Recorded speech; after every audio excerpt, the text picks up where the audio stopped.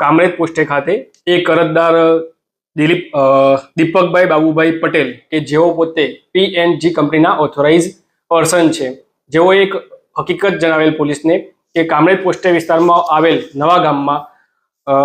નવકાર industry plot number 3માં એક godown છે, જે ગોડાઉનમાં હેડ એન્ડ શોલ્ડર કંપનીના ડુપ્લિકેટ શેમ્પૂ બનાવતો હોવાની તથા તે શેમ્પૂ ઓનલાઈન ફ્લિપકાર્ટમાં અને રિટેલમાં વેચતો હોવાની હકીકત તેઓએ અમને જણાવેલ। જે હકીકતને આધારે કામરેજ પોલીસ સ્ટેશને સદર અરજદાર તથા પંચોને સાથે રાખી સદર જગ્યા ઉપર રેડ કરતા સદર ગોડાઉનમાંથી હેડ એન્ડ શોલ્ડર કંપનીના 1 લીટર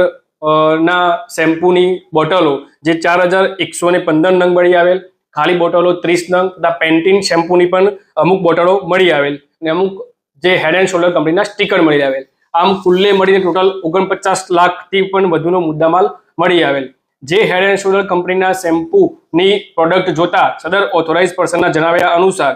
શેમ્પૂના નીચેના ભાગે જે ઓરિજિનલ કંપનીનો ઉપસેલો સિમ્બોલ હોય તેની ગેરહાજરી જણાઈ આવેલ તથા PNG કંપનીનો કોઈ પણ પ્રકારનો બેચ નંબર કે મેન્યુફેક્ચરિંગ ડેટ પણ લખેલ હોવાનું જણાઈ આવેલ ન હતું, જેથી કરીને આ પ્રોડક્ટ ડુપ્લિકેટ હોવાનું તથા સાથે